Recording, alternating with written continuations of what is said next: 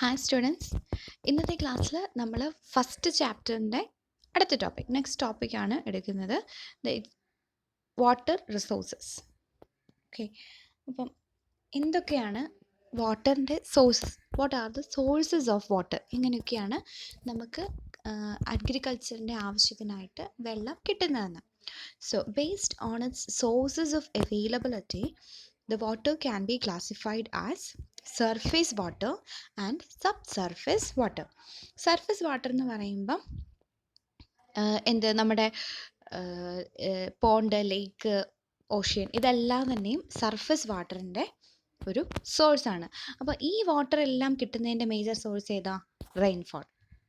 Surface വാട്ടറിൻ്റെ major source എന്ന് പറയുന്നത് റെയിൻഫോൾ ആണ്. അതിൻ്റെ കൂട്ടത്തിൽ തന്നെ വരുന്നതാണ് ഡ്യൂ എന്ന് പറഞ്ഞാൽ സ്നോഫോൾ, അങ്ങനെയാണ്. അത് ചെറിയൊരു അംശം മാത്രമേ ഉള്ളൂ. Rainfall is the major source of surface water. So അതിൽ എന്തൊക്കെ പെടും? It includes water available from river, tank, pond, lake etcetera. Okay, അപ്പം ആദ്യം നമ്മൾ സർഫസ് വാട്ടറിൻ്റെ മേജർ സോഴ്സ് ആയിട്ടുള്ള റെയിൻഫോളിൻ്റെ കാര്യമാണ് പറയുന്നത്. What are the characteristics of rainfall? The quantity should be sufficient to replace the moisture depleted from the root zone.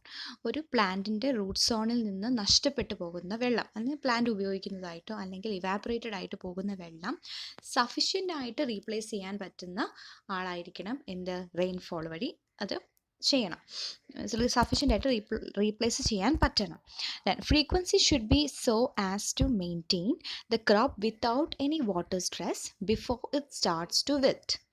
അത് plant വാടിപ്പോകുന്നതിന് മുന്നേ, അല്ലെങ്കിൽ പ്ലാന്റിനൊരു വാട്ടർ സ്ട്രെസ് ഉണ്ടാവാത്ത രീതിയിൽ അത്ര ഫ്രീക്വൻ്റ് ആയിട്ട് മഴവെള്ളം കിട്ടണം. Intensity should be low enough to suit the low soil absorption capacity. ആ മണ്ണിനെ ചേരുന്ന രീതി. ഇപ്പോൾ സാൻഡി സോയിൽ ആണെങ്കിൽ ഫ്രീക്വൻറ്റ് ഇറിഗേഷൻ വേണ്ടി വരും. അതേസമയം ക്ലേ സോയിൽ ആണെന്നുണ്ടെങ്കിൽ എപ്പോഴും വെള്ളത്തിൻ്റെ ആവശ്യം വരുന്നില്ല. അപ്പോൾ ആ വരുന്ന റെയിൻഫോള് ആ സോയിൽ അനുസരിച്ചുള്ള ഒരു രീതിയിൽ ആ വെള്ളം സപ്ലൈ ചെയ്യാനായിട്ട് പറ്റണം. അപ്പോൾ ഇങ്ങനെയൊക്കെയുള്ള സ്ഥലങ്ങളിൽ ഇത്രയും കാര്യങ്ങൾ മീറ്റ് ചെയ്യുമെങ്കിൽ മാത്രമാണ് നമുക്ക് റെയിൻഫോളിനെ ഇറിഗേഷൻ പർപ്പസിന് യൂട്ടിലൈസ് ചെയ്യാനായിട്ട് പറ്റത്തുള്ളൂ. ഒന്ന്, ആ മഴവെള്ളം ഉപയോഗിച്ച് മാത്രം നമ്മൾ irrigation ചെയ്യുന്നുള്ളൂവെങ്കിൽ the quantity should be sufficient to replace the moisture depleted from the root zone. Frequency should be so as to maintain the crop without any water stress before it starts to wilt. Intensity should be low enough to suit the soil absorption capacity.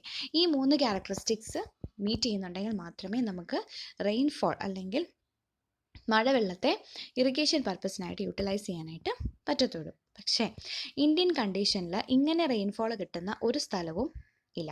Okay, so Indian rainfall does not have the above good characteristics to maintain the crop through rainfall alone. Rainfall വെച്ച് മാത്രം നമുക്ക് കൃഷി ചെയ്യാനായിട്ട് പറ്റുന്ന ഒരവസ്ഥ, അതായത് ഇങ്ങനെ ഒരു ഇത്രയും ക്യാരക്ടറിസ്റ്റിക്സ് മീറ്റ് ചെയ്യുന്ന ഒരു സ്ഥലവും ഇന്ത്യയിൽ ഇല്ല.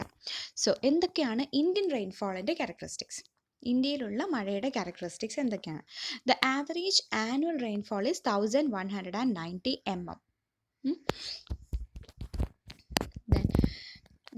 There is a wide variation in the quantity of rainfall received from place to place. ഓരോ സ്ഥലത്തും, ഇന്ത്യയിൽ തന്നെ പല സ്ഥലങ്ങളിൽ കിട്ടുന്ന മഴവെള്ളത്തിൻ്റെ അളവ് വളരെ കുറവാണ്. ആവറേജ് ആയിട്ട് നമുക്ക് ഇത്രയും പറയാമെങ്കിലും ഒട്ടും മഴ കിട്ടാത്ത സ്ഥലവും നമുക്ക് ഇന്ത്യയിലുണ്ട്. Then highly erratic, undependable variation in seasonal rainfall either in excess or deficit is the nature of Indian rainfall. അതായത് എന്താ പറയുക, നമുക്ക് ഒട്ടും ഡിപ്പെൻഡ് ചെയ്യാൻ പറ്റത്തില്ലാത്ത രീതിയിലാണ് റെയിൻഫോൾ വരുന്നത്. കാരണം എങ്ങനെ എപ്പം പെയ്യും എപ്പോൾ പെയ്യാതിരിക്കും എന്നൊന്നും നമുക്ക് പ്രെഡിക്റ്റ് ചെയ്യാൻ പറ്റുന്ന ഒരവസ്ഥയല്ല ഇന്ത്യയിലെ മഴ പെയ്യുന്നതിൻ്റെ അവസ്ഥ. Example, place in Rajasthan practically receives nil rainfall while Cherrapunji receives 3000 mm of rainfall. Okay, rainfall is not uniformly distributed throughout the year. ഒരു വർഷം എല്ലാ മാസങ്ങളിലും നമുക്ക് ഒരുപോലെ മഴ കിട്ടത്തില്ല. It is seasonal. Major quantity is in the south west monsoon. South west monsoon എന്ന് പറയുന്നത് in the month of June to September. അതാണ് സൗത്ത് വെസ്റ്റ് മൺസൂണിൻ്റെ സമയം. ആ സമയത്താണ് നമുക്ക് നമ്മുടെ റെയിൻഫോളിൻ്റെ 70% കിട്ടുന്നത്. Followed by the north east monsoon from October to December. In summer and winter the amount of rainfall is very little. Okay, അപ്പം ഇത്രയുമാണ് ഇന്ത്യൻ റെയിൻഫോളിൻ്റെ ക്യാരക്ടേഴ്സായിട്ട് പറയുന്നത്. അടുത്തത് വരുന്നത് within the season also the distribution is not uniform. ഇപ്പം south west monsoon കിട്ടുമെന്ന് പറഞ്ഞാലും അല്ലെങ്കിൽ ഒരു റെയിനി സീസൺ ഉണ്ടെന്ന് പറഞ്ഞാലും ആ റെയിനി സീസണിൽ തന്നെ ദിവസങ്ങളിൽ കിട്ടുന്ന മഴയുടെ അളവ് വ്യത്യസ്തമായിരിക്കും, അല്ലെങ്കിൽ യൂണിഫോം ആയിട്ട് നമുക്ക് ഒരിക്കലും കിട്ടത്തില്ല. A sudden heavy downfall followed by dry spell for a long period is a common occurrence. പെട്ടെന്നൊരു നല്ല പെരുമഴ പെയ്തിട്ട് പിന്നെ കുറേ നാളത്തേക്ക് മഴ ഉണ്ടാവില്ല, അത് കഴിഞ്ഞ് വീണ്ടും അതുപോലെ പെയ്യും. അതാണ് നമ്മുടെ ഒരു യൂണിഫോം അല്ലാത്ത രീതിയിലാണ് റെയിൻഫോൾ നമ്മുടെ ഇന്ത്യയിൽ കിട്ടുന്നത്. Then late commencement of monsoon. നമ്മൾ നമ്മുടെ പഠനങ്ങളും ഒക്കെ വെച്ചിട്ട് ജൂൺ 5-നാണ് സൗത്ത് വെസ്റ്റ് മൺസൂൺ കേരളത്തിൽ വരുന്നത്. പക്ഷേ നമുക്ക് ഒരിക്കലും പറയാൻ പറ്റില്ല ജൂൺ 5-ന് മാത്രമേ അത് വരാൻ പറ്റുള്ളൂ. ചിലപ്പോൾ ജൂൺ 1-ം തീയതി വരും, ചിലപ്പോൾ ജൂൺ 10-നായിരിക്കും വരുന്നത്, അല്ലെങ്കിൽ ചിലപ്പോൾ ജൂണിലേ വരത്തില്ല, ജൂലൈയിലായിരിക്കും വരുന്നത്, ചിലപ്പോൾ മെയ്യിലായിരിക്കും വരുന്നത്. അത് നമുക്കൊരിക്കലും പറയാൻ പറ്റത്തില്ല. So late commencement of monsoon, നമ്മൾ ഉദ്ദേശിക്കുന്ന സമയത്ത് നമുക്ക് കൃഷി തുടങ്ങാൻ നമ്മൾ ഉദ്ദേശിക്കുന്ന സമയത്ത് നമുക്ക് പറ്റി എന്ന് വരില്ല. നമ്മൾ റെയിൻഫോളിനെ മാത്രം ഡിപ്പെൻഡ് ചെയ്താണ് ഇരിക്കുന്നതെങ്കിൽ. Then early withdrawal of monsoon and liability to failure are the freakish behavior of Indian rainfall. ചിലപ്പം മൺസൂൺ വന്നിട്ട് ഇപ്പം ജൂൺ ടു സെപ്റ്റംബർ എന്ന് പറഞ്ഞാലും അത്രയും കാലം നമുക്ക് ഒരുപോലെ മഴ കിട്ടണം, അല്ലെങ്കിൽ അത്രയും കാലം സെപ്റ്റംബർ വരെയും മഴ കിട്ടണമെന്നും നിർബന്ധമൊന്നുമില്ല. ഓക്കെ, അപ്പം അങ്ങനെ ഏർലി വിഡ്രോവലും ലേറ്റ് കമൻസ്മെൻറ്റും ഒക്കെ നമ്മുടെ ഇന്ത്യൻ റെയിൻഫോളിൻ്റെ ക്യാരക്ടേഴ്സ് ആയിട്ടാണ് പറയുന്നത്. Timely and uniform distribution of rainfall is important for better crop planning and to sustain crop production. Okay, timely and uniform distribution of rainfall ആണ് ഒരു ബെറ്റർ ക്രോപ്പ് പ്ലാനിങ്ങിന് ഏറ്റവും അത്യാവശ്യമായിട്ടുള്ള ഒരു ഘടകം എന്ന് പറയുന്നത്. ഓക്കെ, അപ്പോൾ ഇത്രയുമാണ് ഇന്ത്യൻ റെയിൻഫോളിൻ്റെ characteristics. Next sub surface water. Sub surface എന്ന് പറയുമ്പം സർഫേസിന് തൊട്ട് താഴെയുള്ള ലെവലിലെ വാട്ടറാണ്. It include sub surface water, contribution, underground water, well water etcetera. അങ്ങനെയുള്ള കാര്യങ്ങളൊക്കെയാണ് സബ് സർഫേസ് വാട്ടറിൽ വരുന്നത്. Next, what are the sources of irrigation. ഇത്രയും നേരം നമ്മൾ പറഞ്ഞത് what are the sources of water എന്നായിരുന്നു. ഇനി എന്തൊക്കെയാണ് ഇറിഗേഷൻ്റെ sources? So depending upon the availability of surface or groundwater, topography, soil, rainfall conditions and rivers, various types of irrigation are practiced in India. ഇത് ഓരോ സ്ഥലത്ത് ഉള്ള വെള്ളത്തിൻ്റെ അവൈലബിലിറ്റി ഒക്കെ വെച്ച്, സ്ഥലത്തിൻ്റെ ക്യാരക്ടറിസ്റ്റിക്സും സോയിൽ ക്യാരക്ടറിസ്റ്റിക്സും ഒക്കെ വെച്ചിട്ട് ഇന്ത്യയിൽ പല രീതിയിലുള്ള ഇറിഗേഷൻ മെത്തേഡ്സ് പ്രാക്ടീസ് ചെയ്യുന്നുണ്ട്. Precipitation is the primary source of water for irrigation. Precipitation എന്ന് പറഞ്ഞാൽ മഴവെള്ളം തന്നെയാണ്. മഴവെള്ളം കൂടാതെ, അതായത് പ്രസിപ്പിറ്റേഷൻ എന്ന് പറഞ്ഞാൽ നമുക്ക് അന്തരീക്ഷത്തിൽ നിന്ന് കിട്ടുന്ന വെള്ളം, അതാണ് ഉദ്ദേശിക്കുന്നത്. അപ്പം അത് മഴവെള്ളം ആകാം, സ്നോഫോൾ ആവാം, ഫോഗ് ആവാം, മിസ്റ്റ് ആവാം, ഇതെല്ലാം കൂടെ ചേരുന്ന ഒരുമിച്ച് പറയുന്ന പേരാണ് precipitation. Okay, the following are the sources of irrigation water: canal irrigation, tank irrigation and well irrigation. Okay, ഇനി എന്താണ് കനാൽ ഇറിഗേഷൻ്റെ പ്രത്യേകത? നിങ്ങളിത് canal irrigation.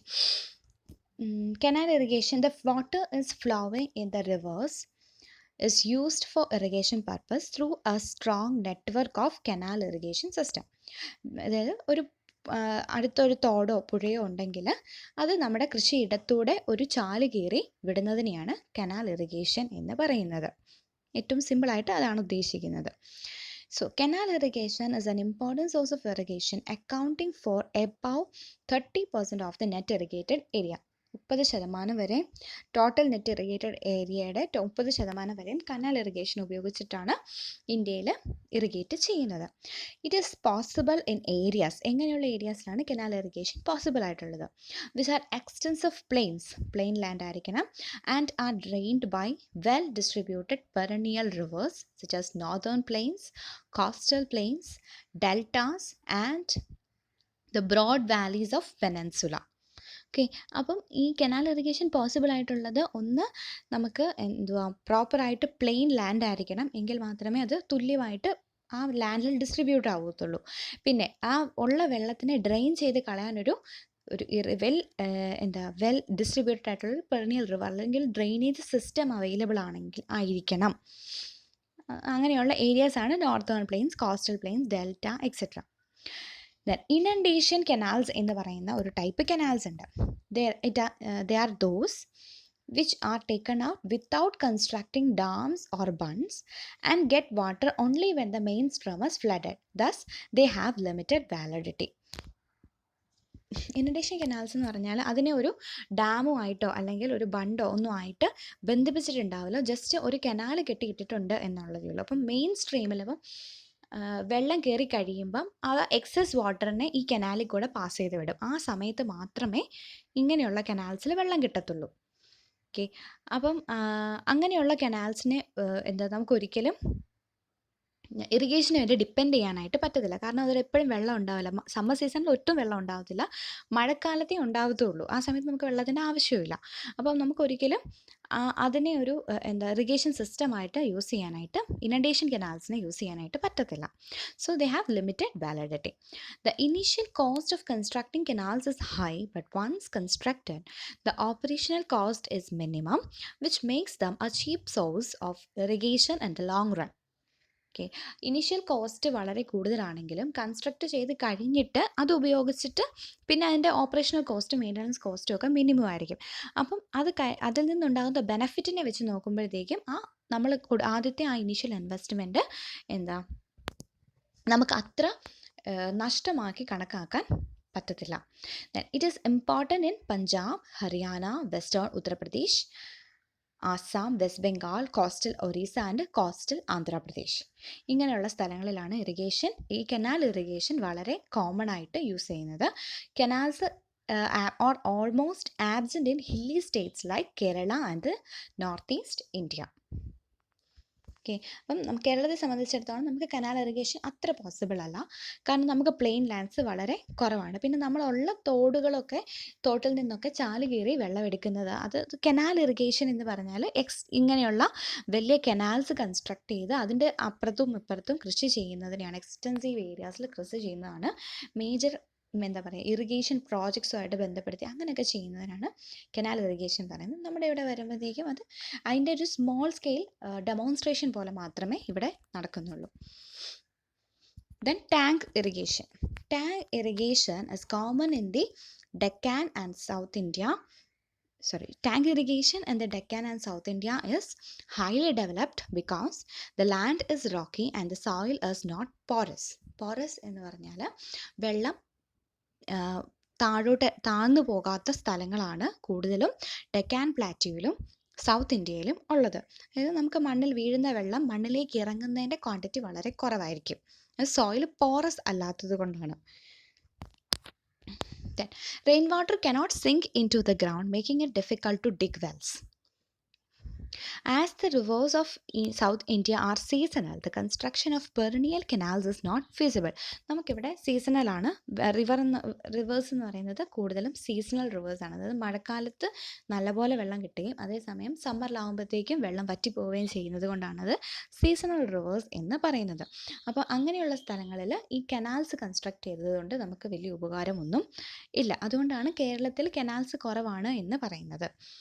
The hard rocks of the region do not allow the water of tanks to seep through. Hence, tank irrigation has been successful there. Okay. നമ്മുടെ മണ്ണിൻ്റെ പ്രത്യേകത എന്ന് വെച്ചാൽ നമ്മുടെ മണ്ണിൽ വെള്ളം താഴ്ന്നു പോകത്തുമില്ല. പിന്നെ ലാൻഡ് റോക്കി ആയതുകൊണ്ട്, പാറ കൂടുതലുള്ളത് കൊണ്ട് എടുക്കുന്ന വെള്ളം, അതായത് നമ്മൾ ടാങ്ക് കൺസ്ട്രക്ട് ചെയ്ത് നിർത്തുകയാണെന്നുണ്ടെങ്കിൽ സീപ്പേജ് വഴി വെള്ളം നഷ്ടപ്പെട്ടു പോകുന്ന ചാൻസ് വളരെ കൂടുതലാണ്. അതുകൊണ്ട് സൗത്ത് ഇന്ത്യയിൽ, ഇപ്പം കേരളത്തിൽ തന്നെ ആവണമെന്നില്ല, നമുക്ക് സൗത്ത് ഇന്ത്യ ജനറൽ ആയിട്ട് പറയാം. ഇപ്പോൾ തമിഴ്നാട്ടിലൊക്കെ ആണെങ്കിൽ പോലും ടാങ്ക് ഇറിഗേഷനാണ് അവർ കൂടുതലും പ്രാക്ടീസ് ചെയ്യുന്നത്. ടാങ്ക് കൺസ്ട്രക്ട് ചെയ്ത് അതിൻ്റെ അകത്തുനിന്ന് വെള്ളം എടുത്ത് ചെടിക്കൊഴിക്കുന്നു. ഡ്രോബാക്സ് എന്താണ് എന്ന് ചോദിച്ചാൽ, tanks cover large areas of the cultivable land. നമ്മുടെ ഇപ്പം 1 ഏക്കറുള്ള സ്ഥലമാണെന്നുണ്ടെങ്കിൽ അതിൻ്റെ ഒരു ഭാഗത്ത് നമ്മൾ ഈ ടാങ്ക് കൺസ്ട്രക്ട് ചെയ്യേണ്ടതായിട്ട് വരും. അപ്പോൾ ഈ ടാങ്ക് നമ്മുടെ ഒരു കൾട്ടിവേറ്റ് ചെയ്യാൻ പറ്റുന്ന ഒരു ലാൻഡിൻ്റെ മേജർ പോർഷൻ ഈ ടാങ്ക് എടുക്കും. അതൊരു ഡ്രോബാക്കാണ്. The evaporation of water is relatively rapid due to the large expanse of shallow water in the tank. Evaporation ഇപ്പോൾ സീപ്പേജ് വഴി വെള്ളം നഷ്ടപ്പെടുന്നത് കുറവാണെങ്കിലും ഇവാപ്പറേഷൻ വഴിയുള്ള വാട്ടർ ലോസ് കൂടുതലായിരിക്കും. കാരണം ആ ടാങ്കിൻ്റെ വാവട്ടം വളരെ വലുതാണ്. അങ്ങനെ വരുമ്പോഴത്തേക്കും എന്താ വാവട്ടം കൂടുമ്പോഴത്തേക്കും ഇവാപ്പറേഷൻ്റെ റേറ്റും കൂടുതലായിരിക്കും. Then tanks do not ensure a perennial supply of water. നമുക്കത് ഒരിക്കലും ഒരു പെർണിയൽസ് എപ്പോഴും നമുക്കത് വെച്ച് വെള്ളം കൊടുക്കാൻ പറ്റും എന്ന് നമുക്ക് ഒട്ടും പറയാൻ പറ്റത്തില്ല, എൻഷുർ ചെയ്യാനായിട്ട് പറ്റത്തില്ല. ഇതൊക്കെയാണ് ടാങ്ക് ഇറിഗേഷൻ്റെ drawbacks. Next important type of ഇറിഗേഷനാണ് well irrigation.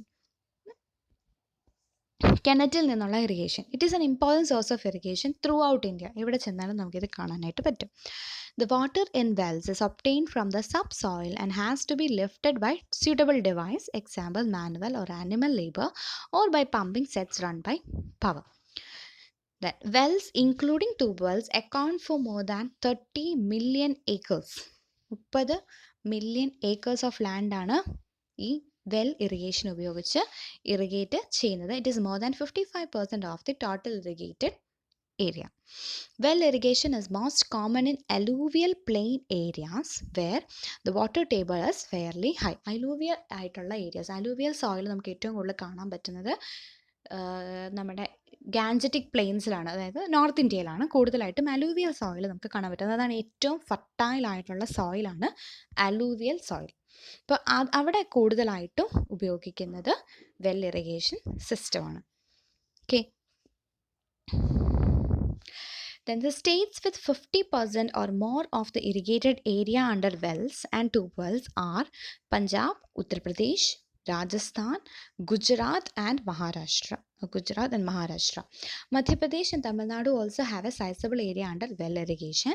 Tamil Nadu has the largest number of electrified pump sets. ഇതെല്ലാം നിങ്ങൾക്ക് ഓരോ ക്വസ്റ്റ്യൻസ് ആയിട്ട് വരാം, അതുകൊണ്ട് ഞാൻ എടുത്തെടുത്ത് എഴുതിയിരിക്കുന്നത്. വൺ വേർഡ് ക്വസ്റ്റ്യൻ ആയിട്ടൊക്കെ വരും. Dash has the largest number of electrified pump sets. Okay, അങ്ങനെയൊക്കെ ക്വസ്റ്റ്യൻസ് വരാൻ സാധ്യതയുണ്ട്. ഓക്കെ, അപ്പോൾ ഇത്രയുമാണ് ഇന്നത്തെ ക്ലാസ്സിൽ ഉള്ളത്.